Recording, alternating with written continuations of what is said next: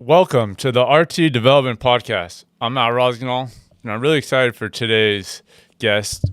Today's guest pitches for the Milwaukee Brewers, but his path here wasn't a straight line. He went to 3 colleges, finishing at Cal State Monterey Bay.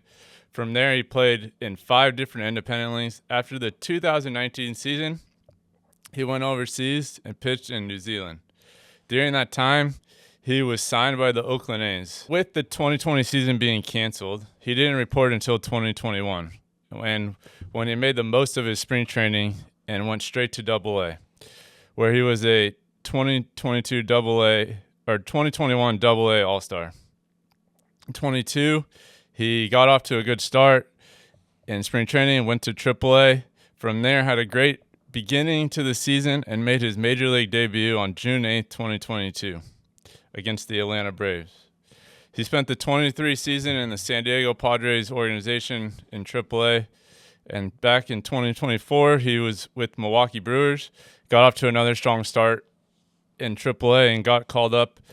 From there, he's been up the back end of 2024, all of 2025, and now has become a leverage arm for the Milwaukee Brewers. Jerry's story is a real testament to perseverance, development, and betting on yourself. I'm fired to dig in today. Welcome to the show, Jared Koenig. Yep. Thanks for having me, Matt.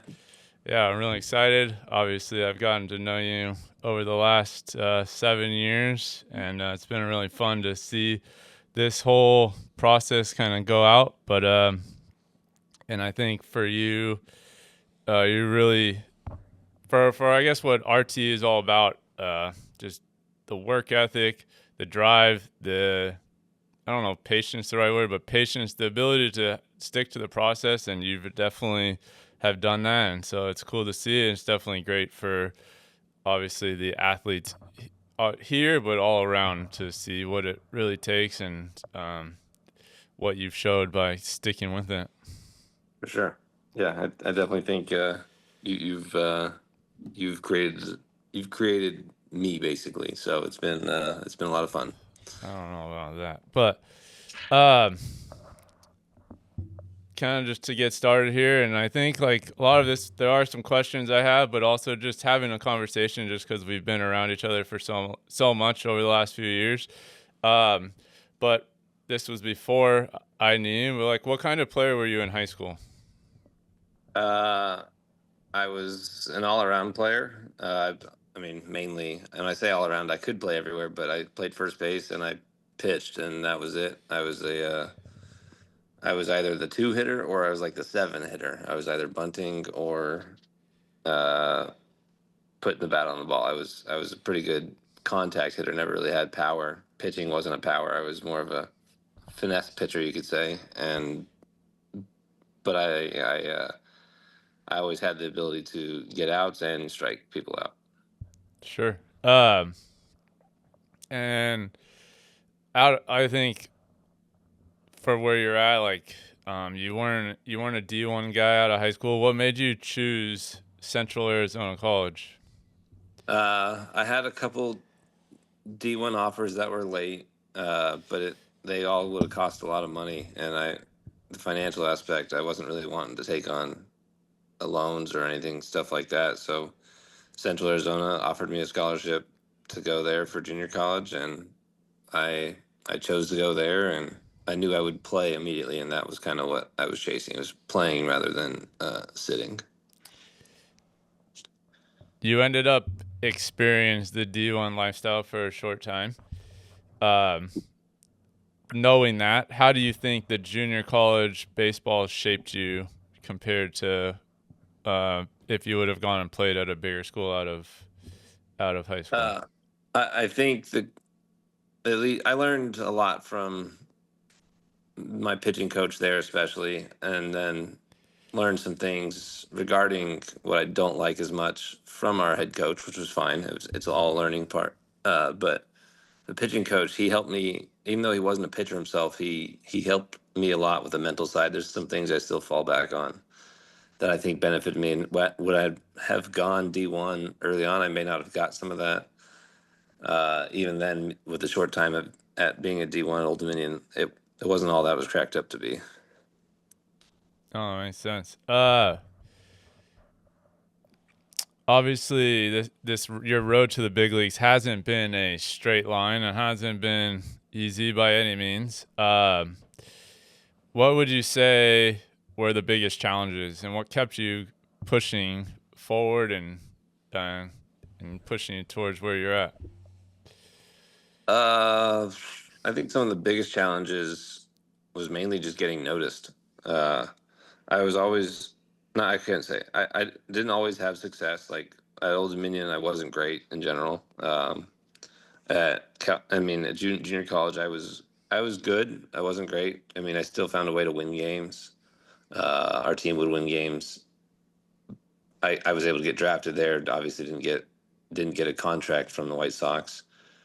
But with that, I figured I learned some aspects of the challenges. It's not always gonna be handed to you, and you kind of got to learn and go get it. And then when it came to my senior season at Monterey Bay, I had a good season. Battled a couple injuries that I hadn't dealt with before. Good enough to get some workouts, but not a draft, which is kind of it is what it is. And I didn't want to give up, so I kind of kept staying ready a little bit, throwing, playing catch things for the next year, and was able to get on an indie ball team and kind of start the long trek from the bottom. Absolutely. Obviously, played indie ball, had to go overseas, and then the 2020. You think you're gonna finally get your chance to play an affiliated ball, and then the season gets shut down. Um, what do you feel like during that time, or even to now? What has been like the toughest stretch mentally? The toughest stretch mentally, I think, has been the aspect of not being able to do much. I mean, you're not like I would have to do small jobs here to make some money here and there just to tie me over in the off season. While fortunately being able to stay at my parents' house, so I didn't have to worry about rent, which I have no issues doing, and they were great for letting me stay there and allowing me that opportunity um, to kind of just get better and train and kind of figure those things out. I couldn't do as much in terms of activities, like just because of the financial costs that would come with them and stuff like that, which was fine. But that's kind of what you miss out on in baseball. Like it's a short term, short lived career. You never really know when your end comes. And so you kind of have to enjoy this rather than the other things over that. Sure. I think and it's something we probably talk to a lot of our, or something we do talk to a lot of our athletes with, and you definitely uh, have been a great example of like there's with this. If you really want to play at that high level, you have to be willing to make some sacrifices, and it's gonna, uh, you're gonna miss out on some things and not be able to do some things like it, and it's a choice. And whether it is playing even just college baseball, forget the big leagues, like playing college baseball, like you have to make some choices that are gonna help you get there, Hmm. and it's not always gonna be doing 100% what you want. It's being able to stay disciplined in what your goals, and you definitely been able to do that. And I think that's one of the biggest things. If kids could learn one thing is to stay disciplined and not and understand that you are going to have to give up some stuff to get to uh those bigger goals. Yeah, definitely. I mean, I went from coming in the gym 5 days a week to COVID to where we could come in, I don't know, it was what, 3 times a week, doing the rest at the house, which Yeah. was tough. And then the last 4 years has been 6 days a week, damn near consistently. And doing that with little time off for some vacations or hunting trips here and there, even with your beratement towards them. But it it's the little things that we find time for, and then the rest is just it's our job. And so the goal is to be better at it. And if I didn't want to get better, I wouldn't do it, but I want to get better. So Yeah, I would definitely say, I mean, that's the one thing, and it is you've uh never been satisfied, never been okay with where you're at, and you're always willing to uh, wanting to keep learning so you can keep improving. And I think that's one of the best things about you and why you continue to have success is the open-mindedness, wanting to learn, understand about what you do and how you do what you do. And so I think that's great. And I think even like when you will ask questions, even during the season, like it's not being able just to always still wanting to learn. And I mean, obviously I'm lucky to be a part of it, but like being able to talk to you pretty regularly after your outings and just kind of keep the feedback flowing and things like that. I think that's a Yeah. huge piece of why you have not because of me, but because of like your willingness to keep learning and wanting to keep getting better and not being satisfied, even if you had a night where three up, three down, but still, maybe didn't feel one pitch fell off or whatever, still wanted to make those adjustments and keep learning. Yeah, definitely. Yeah. I mean, the stubbornness is there for me, and I think that's what's helped me persevere a little bit too. 100%. And then also, not didn't originally have bringing him in, but then also having your brother on your footsteps coming in. Yeah, pushing buttons and doing everything to try and be better than me, which is great. It Yeah, helps push me. 100%. It keeps me young. 100%. And I mean, for those that don't know, Jared's brother Ian Koenig is in the San Diego Padres organization, and another one who's here regularly in the off seasons, and is definitely one who keeps Jared going for many different reasons. All right, let's go back to your major league debut, June 8th, 2022. You're you made your you made the big league debut. What do you remember most from that day? I think I remember a lot of more so the pitches that I got hit than the pitches that got outs, other than the strikeouts. Those are the ones I think I recall the most. Everything else is kind of gone by the wayside. I mean, I remember obviously in Atlanta, hitters, not all of the hitters, I don't think, but I think I could pull out most of them. And then, yeah, more so, I think I remember though the things that were hit, or like, and the people that got the hits and stuff like that. So I think that's just how my brain works, and Sure. remember the things that were not always the best. Yeah. No. Uh, with that, I remember talking to you the next day or so after your debut, and I remember you telling me like you couldn't hear yourself thinking out there. Like it felt like just you couldn't hear anything. Now, been in the big leagues, having success. How have you how has that changed? How have you been able to slow the game down, block out that noise compared to that day? I think part of it is I'm also in the pen now, so I'm not starting. I I'm able to just kind of know what's at hand and what I need to do, and kind of go about it, and that's kind of how I do things now. It's kind of just get the job done any way I can, even if it's not feeling good, or even if I'm wild that night or giving up a couple of hits. It's finding a way to get those outs, whatever it may be. The ability to slow down, like, yeah, I definitely have that second to breathe, and like that reset, that deep breath I need to kind of lock in. With that, like, and this it wasn't part of my original question, but it just made me think. Um, Obviously, you are a reliever now, and you're coming in certain situations. Uh, how do you like mentally control yourself when you do come into a big situation? Let's say, bases loaded, less than two outs, trying to shut it down, and like obviously it's just a heightened moment versus just coming in with the clean inning. Yeah, I mean that's one of the more challenging things for sure. Is you come in and you've got to do everything in your power to not give up those runs. So it's high stress immediately, and my goal is to make a quality pitch that will either turn into a swing and miss, or soft contact that's going to prevent a run from scoring, hopefully via sac fly or a base hit that way. And it's not that easy. It happens. Runs are going to score. Hits are going to happen. Mistakes will happen, and the goal is just to be better than last each time. Sure. Kind of going back on training a little bit, and let's before coming RT, what did your training look like, and what changes have you? What are some of the biggest differences you've made training wise?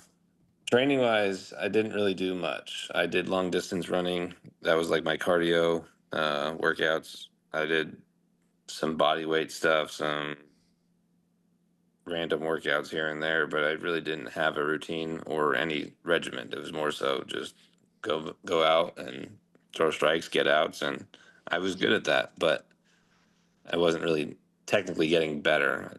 I never had a velo increase, never had any of that. It was just doing the little things that would be enough to get me to pitch. Uh, and now it's the obviously the baseball specific workouts, the movement patterns correlated into the workouts for how I throw, things like that, rotational stuff. Uh, Obviously, it wasn't training aspect, but mechanics have changed drastically from when I was originally starting at the gym, and I was hard pressed on not changing because I was so used to it, and that was what I liked. And now it's obviously for the better because I throw the ball harder, and I get I can miss a few more times. I don't have to be as pinpoint. Sure. Speaking of throwing harder, you made a huge jump, obviously, and you're a starter, so it has a little bit to do with it. But I mean, still, your average velo was 89 when you came up to the big leagues. Now you're up to 99. What was the biggest factor that helped you make that leap? Uh, I I think it was everything kind of over the last over the years, over the last 7 years, is fine tuning everything and coming into the correct positions that needed. Even if that was for me, it was like a shorter stride, a little more cross body that allowed me to get into the proper positions and stuff like that. I think that, but then I mean the mobility stuff I think has helped as well, more so. I think that was a big benefit, and then obviously we had the goal of to move faster down the mound, and so those little things, I think they all kind of came together in 23, where the velo was highest it had been ever for me, and then um, it wasn't perfect. It was still figuring it out and feeling it out because there was days where it would be down and stuff like that. But for the most part, it was a big win, and then the next year kind of got a little better and more consistent, and then this year it's been pretty really consistent for the most part. Sure. And I think one of the biggest, I touched on it earlier, you always kind of wanted to get better, willing to make changes or now. And I know earlier in this, you said at the beginning, you were kind of, I don't know, for a lack of a better word, stuck in your ways. But Mm-hmm. then you finally kind of were open to it. And I think that's a big testament to after the 22 season, you make your big league debut. And you could have been kind of happy with, you made it to the big leagues, and instead, I think I challenged you that offseason. Like, I think to make some bigger changes to really kind of, yeah, we wanted to get move faster, change some things up, but like we really tried to push some things, and um, you were the you were open to it, and you were willing. And so I guess what made you willing to change, and what kept you, because it obviously your throw totally different now, crossbody, lower slot, and those kind of just happened by just cleaning up some movement stuff that we added in and getting it moving faster. But you didn't have to be. willing to make some of those changes. Yeah, and I mean, I think when I was throwing my best in like high school, I was more crossbody too, and I think I went away from that as trying to become more in a direct line because of what I had been taught from some other coaches and stuff like that. And so then I think naturally the body kind of went back once we started getting to that point, and more of a natural arm slot, I think, for me where it's at now, rather than the higher release point. So I think a lot of the body kind of readjusted back to what was somewhat normal. I think the toughest thing that's been, and I mean, you know, has been the curveball, getting the consistency back, because breaking that muscle memory from what I had Sure. for so long, that's been, I think, the hardest challenge from anything. Um, no, that makes sense. And I think, uh, well, I think just the trust, and I think you continuing to not refine, get more comfortable in how you move. And I think that's a big piece in just consistently getting more consistent with all your pitching. And then I think the breaking ball, yeah, you've at least right now has been well. And I think just keep getting you to keep building on that. Yeah, very much so. I would say one of my favorite things that I've heard from you, or something that always I think is a great reminder, just something that you see a lot, is like, okay, I just signed my commitment to play to you, and I just got drafted. Like, just being able to settle instead of realizing like that's just one piece of the goal, and not um, realize like that's it's like for a big league, it's like everyone wants to get big leagues, but do you want to just make it, or do you want to actually stay in the big leagues? And so not being satisfied. But with that, my point is, one time I heard we were talking, and it was actually uh, you were down on the field talking to, oh man, who was your manager in Double A? Bobby Crosby. Bobby Crosby, And yeah. so you were down on the field in Oakland. You were with the Brewers talking to Bobby Crosby, and I remember you said can't you he asked you like what changed, what was like, how did you make this huge jump, and you were talking to him about what the training and all that. But the biggest thing that I remember that you told him, you said was, uh your goal wasn't just to make it to the big leagues. My goal was to stay in the big leagues, and so I had to be open to change, and I had to be open to, I wanted to go into the offseason even working even harder. And so with that, like, where does that mindset come from? Uh, I don't know. I think it's kind of been there, especially for sports at least. Like there's always the want to get better and be better, because I know I'm good enough. That was never the issue. It was a matter of the opportunity. But then once it got to like a peak for me, then it was like, all right, what can we do to change? And it took a little bit to figure out that change and stuff like that, but it all kind of came. And I think the stubbornness just is there, because I I'm smart enough to know that things require adaptation uh, to become better when you're in a certain spot, and then you add the support from the family, and then the challenge of the brother, the challenges of you, and then it kind of just, I think it builds from there, and you keep doing it, and then it's the little things that keep building up, and trying to continuously get better, and then the arguments, the for stuff like that, the bickering between Ian and I because it's wrong or it's right, or we're both right but we're both wrong, stuff like that.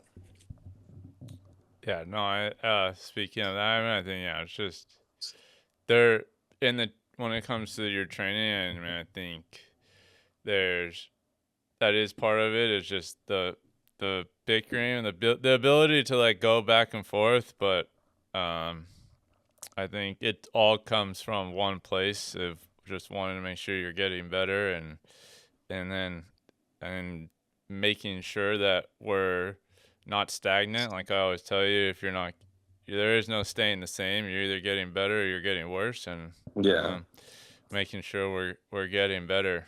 And Yeah. so We also have like in our head you saying the weight's not going to move itself, stuff like that. So like there's those little Matt one-liners that are in there that always have to push us to get better too. yeah, well, at least I'm glad it's still always in the back of your head after 7 years you haven't pushed it out.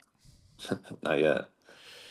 Uh, with that, you're not a guy who shows a lot of emotion, um, and with that, I would say you're probably one of the most competitive people I know.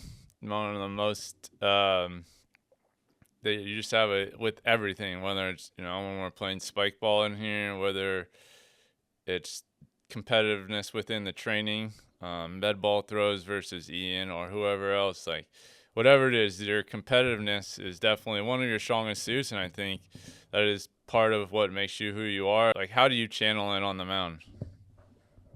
Uh, I think I learned from a younger age, not necessarily younger, but like a high school ish age. I learned the aspect of just being calm and not as flashy or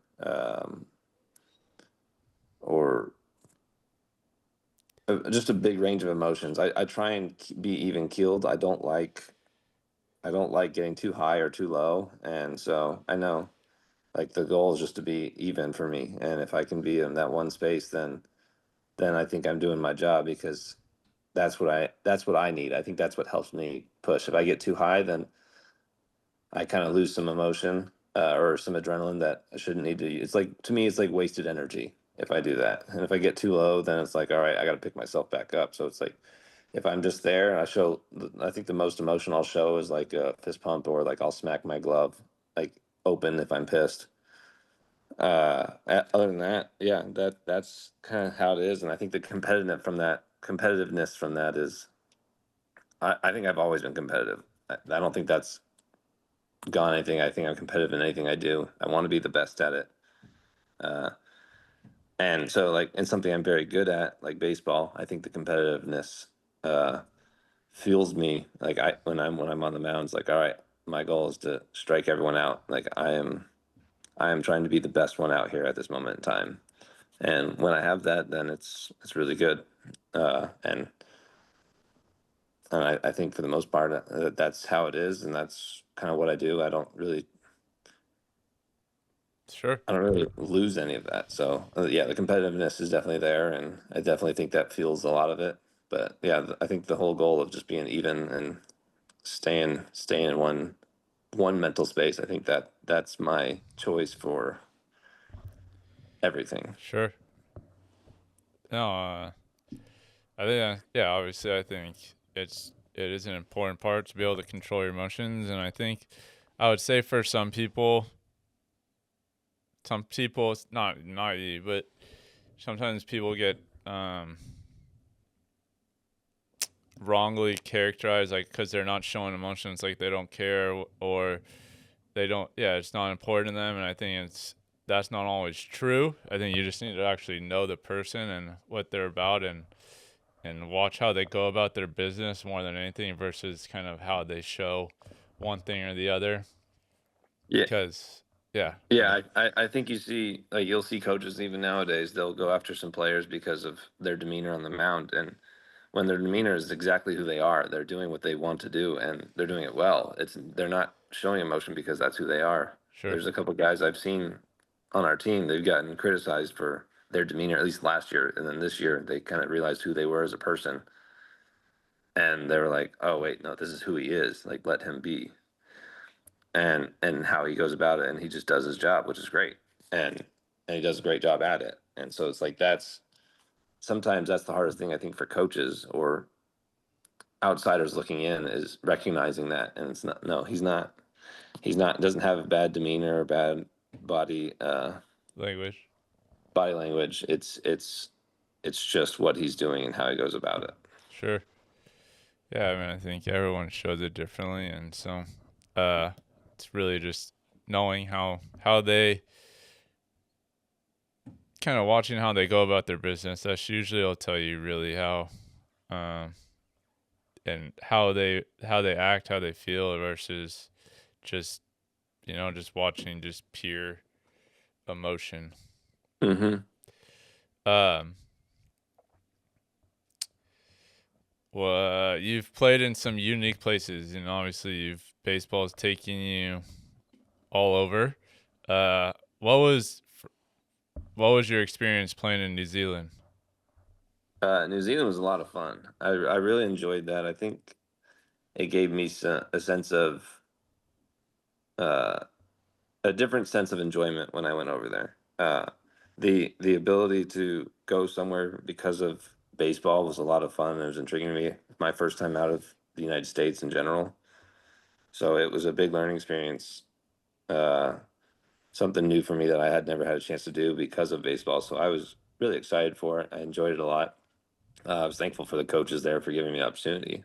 Still talk with a couple of them here and there, and DJ Carrasco, the pitching coach, the most. I still talk with him here and there, sometimes every couple of months or stuff like that. But I was able to pick a couple things to learn from him as well, and it was just it was a really good experience.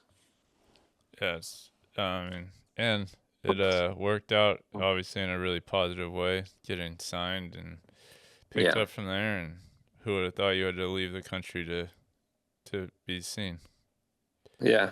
Fortunately, they liked me enough. Yeah, no. So, uh, what are some of this is kind of taking a step back to some things that we touched on in the beginning, but what are some of the things you would wish you had focused on early in your development or early in your as far back as you want, but what are some things you wish Um, you would have focused on? I think in high school, I think if I could have had some sort of specific training, the thing I forgot I mentioned, like at least in high school, I was doing Pilates 2 or 3 times a week, and I think that was when I was in really good shape in terms of throwing. I threw my best, stuff like that, little things, and I think it was the the internal strength was there without being too abusive on the body in terms of doing random things.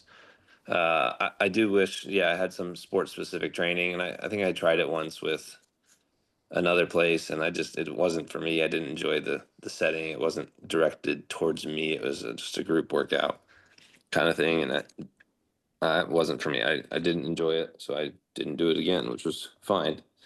Uh, but yeah, I think in terms of that, and then uh, I think the only other thing I would have done differently uh, with what I had opportunity wise was going on a visit to McNeese State, and instead of just calling it good at Old Dominion, I think I would have gave myself another opportunity to check elsewhere and see if there was something better. Not saying it would have been better, but it would have been, I think, a little more doors opened or eyes opened for me. Oh, makes sense.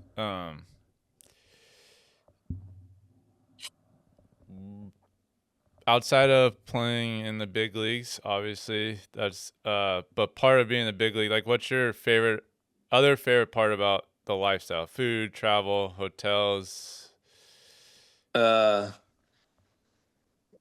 I think for me, growing up just being a baseball fan and stadiums wise, I think it's going to the stadiums. I think that's what I enjoy. Getting to see new stadiums, and I finally checked off the 30th stadium being Toronto, which was really cool to see and be able to pitch there and have success. The I think those are what I look forward to. The travel and all that isn't all that's cracked up to be. It's a lot of long days, a lot of hotel sitting in general. I mean, you can get up and walk around, but when you're doing it every day, your body's tired, and sometimes just sitting there is much more beneficial than getting up and putting yourself to work and doing other things to explore, which is fun. I think overall, yeah, it would be that, and then like the food. The food is nice. Like at the it's usually pretty good catered food or cooked food and stuff like that. Uh, do you have any kind of pregame routine in terms of like food, getting in the field, anything like that? Uh, I don't usually eat before I get to the field. It's just how I think I function because I'm up so late and I eat so late that I'm not hungry at all before I go to the field. So I'll eat at the field. Like say for a night game, I get there around 12:30, have some lunch then, and then it's kind of standard stuff. Do what I need to do to get ready for stretch as a team or as the bullpen does, the relievers, and then everything else is whatever I decide to do. If there's something I need to do, if there's some treatment I need to do, stuff like that. There's no routine, no set routine. I think I've had to adjust. That was one thing I had to do when I was in indie ball, is figure out a routine for me that wasn't the same thing every day, to where I felt like that was the only thing. If I did it, then I would be successful. And so now it's kind of whatever works. And if I'm feeling good doing something that I want to do, then I'll just do it. Kind of taking another step back with this question, or just more like we talk to athletes all the time on in-season training, how important in-season training is. It's really easy to, oh, I play tomorrow, or I might pitch tonight, or this. Can you talk about, or I would say one thing we tell our athletes, especially when it comes to these, it's just a non-negotiable. You have to get your training in. Like, you didn't work Yeah. so hard in the off season to now just lose it all. And Yeah. so, um, can you talk about like how you make sure you're getting? And I think we've talked about it, like for a reliever, for you, it's like just get 2 workouts a week. You don't need 4 days a week, like, but Yeah. just it just has to get done. And talk about how you do that and how you guys set that up. Yeah. So like last year, I was a little more consistent with days I did it on. It was like Tuesday, Friday. My schedules seemed to cater to that well. This year, it's been a Tuesday, Friday, a Tuesday, Saturday, a Monday, Friday, a Monday, Thursday, a Sunday workout in there.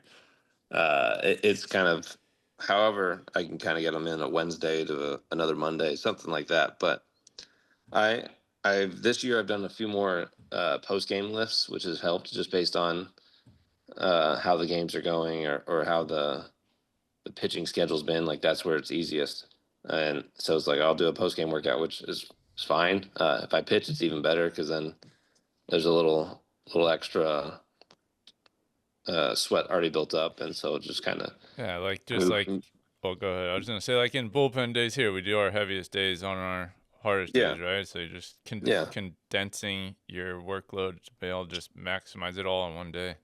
yeah, exactly. And then if it's not a post game lift, then it's either a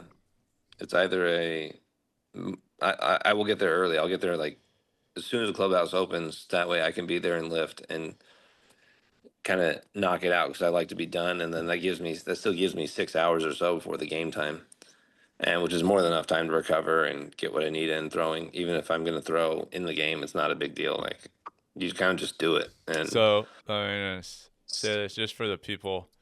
You sometimes train on game day before you pitch. yes, a lot of times because if I'm going back to back, I got to get a lift in the night before, or the day after I threw the first game, and then there's a chance I can pitch that second game. And if I do, it's fine. And there's no effect in terms of that, at least in my opinion. Yeah, no, I mean, especially as a reliever, you just got to do what you got to do. If you're a starter, sure, you can have a little bit more Yeah. scheduled routine, and that's fine. I But mean, the most, I knew guys that would lift on their start days yeah, too. yeah, I don't think there's anyone on this team that does it, but there's guys that do that. That's what they need. They feel like, there's stuff behind it scientifically, like that it preps the body and kind of gets the nervous system fired up. So there is yeah, stuff to it. Regardless, the number one thing is consistency, making sure you're getting your training in. It's a non-negotiable, and yeah, if you want to yeah, play at the highest level, that's what you have to do. yeah. I think it's a very big aspect, especially. I mean, you don't want the training staff to be coming after you, or the strength coaches coming after you, saying trying to get onto you just to do a lift. Like just do it and get it over with, and then and then you'll feel better about it. And then look, you get a couple days without having to do it, and you Yeah, can do it again instead of absolutely. having to worry about that. Absolutely. Last couple things here is, I think, I don't know if everyone's been watching, but the Brewers have been playing some good baseball this year. You guys don't have the highest payroll, and that doesn't mean you don't have really good players. Just you guys have some young players, and that haven't probably hit that point. My point is, I think you guys just play really clean game of baseball, and I think the biggest takeaway from now if people are watching is like the fundamentals of how fundamentally sound you guys are as a team, and just I would say or ask like what do you think that comes from, and like what is one of the biggest things with your guys that they are so fundamentally sound? Yeah, I think it comes from the a lot of the guys the team has drafted. They've done a good job of picking very good ball players and not just hitters or not uh, just guys that are power guys, stuff like that. And they've like I mean, you got the Bryce Turner, you got Sal Frelick out there. They've done some good trades to get guys and help other guys get better, like William Contreras being good behind the plate, stuff like that. And yeah, I think the team overall has this fundamental idea of trying to limit the mistakes, and I think it all stems from Murphy. That's like he preaches that. He preaches clean baseball. He preaches good base running, good pitching, like getting ahead, attacking hitters, stuff like that, and kind of that no quit attitude. And so I think he creates a lot of that mentality, and then the players have that grit and tenacity and that will to be better and be the best at what they're doing at that moment in time. Yeah, well, I mean, it's definitely fun baseball to watch. I think as a baseball purist and who just loves, I wouldn't say old school, but a guy who likes just clean, fundamental baseball. I think it's definitely fun to watch. So, Yeah. um, yeah. Who's your catch partner with the Brewers? It is Nick Mears. He's been my catch partner for majority of the year. It was Brian Hudson before he had been optioned and then later claimed by the White Sox. So yeah, it's been Nick Mears and Does he blow uh, you up like Ian? uh, no, he's only occasionally. He's got good feel. He knows how not to do it. Uh, and and so he's yeah, no, he's a good catch partner, and we're kind of on the same page every day, and nothing too crazy. He's having a good year himself. Yes. Last couple rapid fire questions, and then I'll get you out of here. Favorite city to travel, or favorite city you've been to playing Favorite wise? city I've been to, so stadium. Yeah, Uh, I always go back and forth between these two. I really liked, I guess it's T-Mobile Park now, the Mariners. I really like their stadium. I like the bullpen setup. I like the feel of that place, and then as well as uh, playing wise, atmosphere wise, I like Philadelphia a lot. Not necessarily a lot that comes with it, but it is the atmosphere there is pretty electric, and it's a lot of fun to be on the mountain there. sure. Who you play tonight, but at home? Yes, yes, at home. Not to give hitters any credit, but who's the toughest hitter you've faced? Uh, Maybe. Oh, never mind. Go ahead. there's I don't know. There's a lot of good hitters out there. That's hard. It's hard to always pinpoint one. I think Stanton's always been a challenging one. Aaron Judge, I've only faced him a couple of times, but he's a challenging one. There's trying to think of. There's a couple guys that have hit me well that are just hard.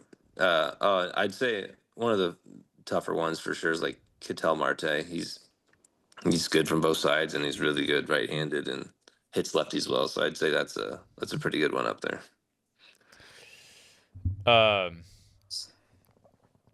what is one thing? You kind of touched a little bit on this, but what is one thing? Knowing what you know now, you wish you would have known when you were younger? Uh, Knowing now that um,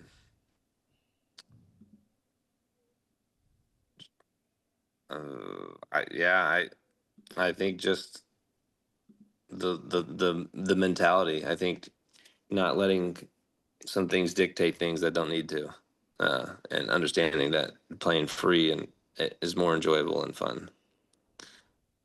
Perfect. Any last things you would like to add, or things that you'd like to give to the listeners before we head out? Uh, no, I think the biggest thing, and I say this to everyone, it sounds cliche, but you have to have fun. If you're not having fun, then go do something that will make you have fun or will allow you to have fun. Because it's it's a hard game and it's a hard aspect in general.